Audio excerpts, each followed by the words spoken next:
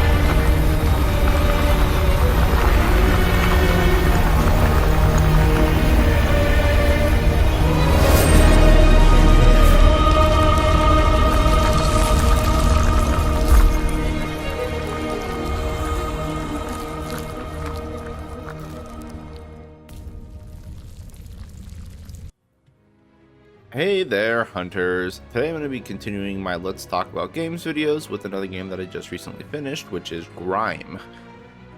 This game came out in August of this year from Akupara Games, and I don't understand why I've never heard of this game before. It's literally blowing my mind that I've not seen anyone talk about this game at all.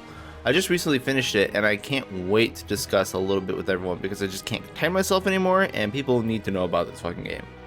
So, Grime is another Metroidvania platformer game, but just about everything this game has going on is totally unique and fucking amazing. I want to start with the obvious art direction because it's just fucking wow. Not only are the backdrops of the landscapes just amazing, but the super weird like flesh and stone material everything is made of is creepy, weird, and pretty awesome at the same time. I literally just love this whole like vibe and aesthetic. It's crazy. I have a sword made out of teeth that shoots teeth because why not? This game is very pretty to look at too, and the enemy design and level design is just jaw-dropping at times. It's astounding. I have a hard time wondering how people came up with some of this stuff. It's crazy. Like, on top of everything, like, you play as a living black hole that absorbs, destroys, and devours pretty much everything, which is super fun and just... I mean, come on, have you ever heard of shit like that before? No. There's nothing about the general look of the game I did not absolutely love.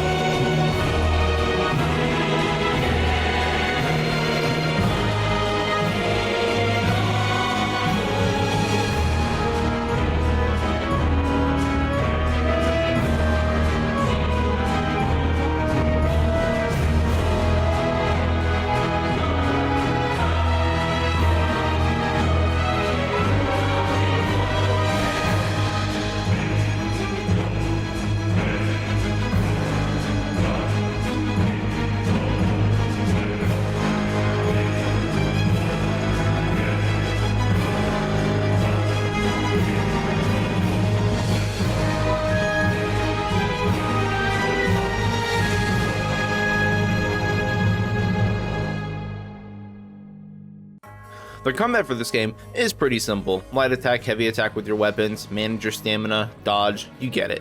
As you progress the game, you get more armor and equipment to play around with. But I felt that this was probably the weakest part of the game for me, to be honest. Yeah, there's some equipment with stat bonuses, but the stats, scaling, weapons could have pretty much all been removed and you just had, a basic set of weapons, and I would have been totally fine with that. That's not to say I didn't think that it should be included or that I didn't like it. I just feel like that everything else the game had going for it totally overshadowed this small segment of game features. Combat is entirely focused around the parry system, which is great, I love it, it's a simple mechanic to understand, feels great when mastered, and you get to learn enemy patterns and just fucking wreck face when you do it right. A lot of the abilities that you can learn from devouring enemies are adding onto your parry, like granting extra damage, defense, stamina regeneration, health regeneration, and all sorts of things. So probably because of this parry mechanic and how centralizing it was to the game, is probably why I feel like the weapons and such didn't really matter too much to me.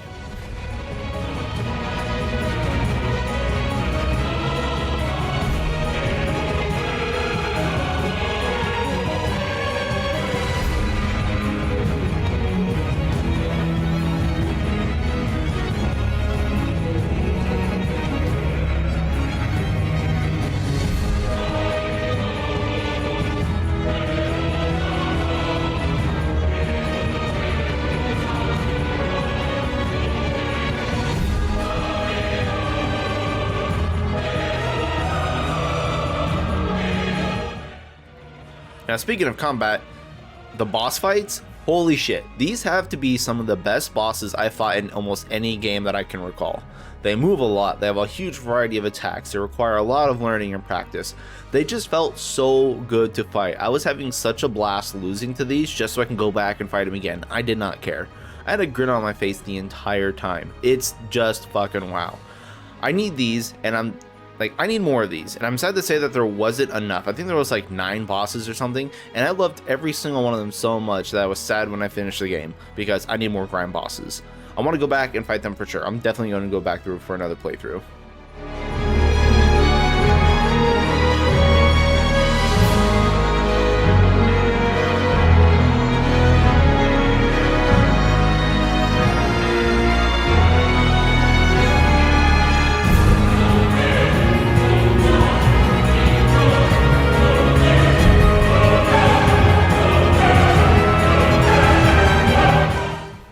The levels were equally frustrating but fun. There's real platforming in this game. There's tons of areas that are like 100% platforming, and if you touch the ground at all, you gotta start it all over again. I was getting really frustrated at times because the mouse and keyboard was not the best for one specific part of the game, but once I swapped to like a PS4 controller, easy peasy, blew through it, and then I continued on with mouse and keyboard. But what I'm getting at is that the levels and the maps are equally well designed as the bosses. Lots of secret areas, lots of shortcuts, lots and lots of nasty enemies as well. Just splendid work across the board. Now, one of the only complaints I have for this is the actual map. Like, it's barely a map. Yeah, it shows the general layout and you can mark stuff on it, which is cool, but it's so indistinguishable from where everything is, because like secret areas never fill in, so it'll look like there's segments of the map that are completely unblockable, like there's no way to gain access to them, and you have to remember where the secret wall was that gets you through that. And yeah, I can make marks on the map to keep track of all the secrets, but it's just a minor nuisance that you have to be consciously aware of that, and you constantly mark stuff on your map. I really wish it would just make connections for you. Other than that though, I mean, come on, it's a really small complaint. It's the only complaint I have. Since that is the only complaint I have, like, I can say nothing but good things about the actual game.